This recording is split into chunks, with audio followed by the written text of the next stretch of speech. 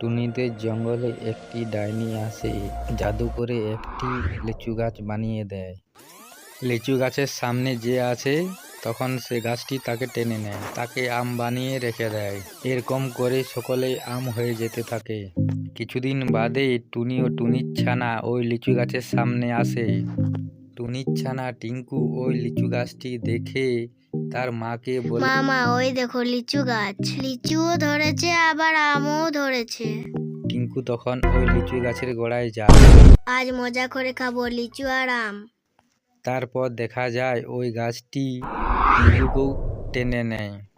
তখন টিঙ্কুকেও আম বানিয়ে রেখে দেয়। টুনি নিজের সন্তানকে হারিয়ে যেতে দেখে ওই লিচু গাছটার গোড়ায় এই যাবে, তক্ষণি একটি তান্ত্রিক মশাই সেখানে এসে পড়ে। আর টুনিকে বলে, টুনি তোমার কি হয়েছে, মন খারাপ?